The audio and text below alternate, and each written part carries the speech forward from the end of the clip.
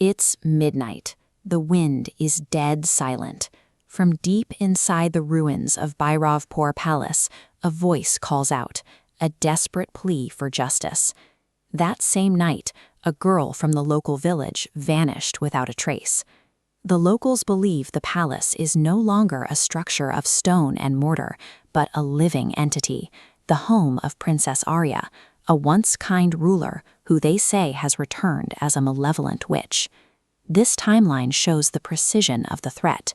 Every week, exactly 7 days later, another red marker falls. Another girl is gone. Anyone who attempts to investigate finds themselves in a dead zone. Search parties reach these perimeter marks and simply never return.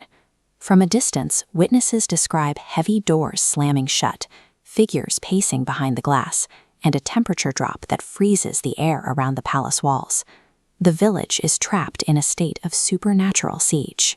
The question remains whether this is a spirit acting on blind impulse, or if there is a specific logic driving the terror.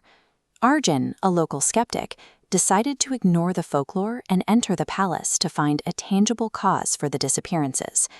The moment he stepped inside, the palace reacted.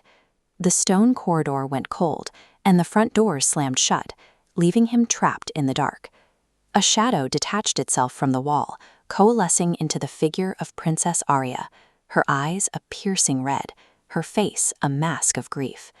She didn't strike, she spoke. She told Arjun she had been betrayed and demanded that her story be heard.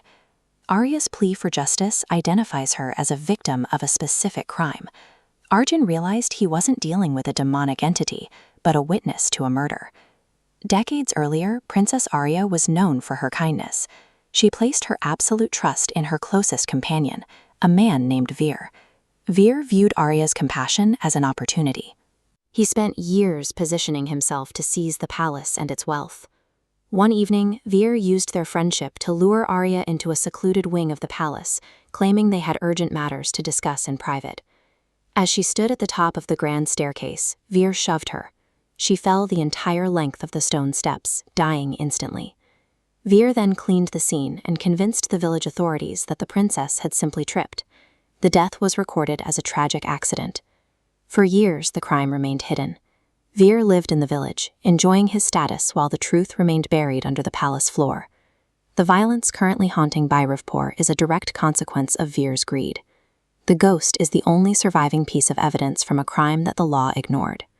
Arjun returned to the village and confronted Veer in public, recounting the details of the murder that only the killer could have known. Terrified by the realization that Arya was watching him, Veer's nerves broke. He confessed to the murder in front of the gathered crowd. The villagers took Veer back to the palace, forcing him to face the terrifying spirit he had created. Darkness flooded the room in seconds. The villagers waiting outside the heavy doors heard a single, piercing scream echo into the night. The next morning, Veer was found dead on the floor of the grand hall, his expression one of pure terror. Justice was served by forcing the killer to answer to his victim. With Veer's death, the disappearances stopped immediately. The village girls were safe once again. Despite this, the palace remains active. On quiet nights, the sounds of the hauntings still drift over the village walls. A resolution to a crime can stop the cycle of violence, but it cannot erase the history of the event. The tragedy of Bairavpur remains etched into the stones of the palace.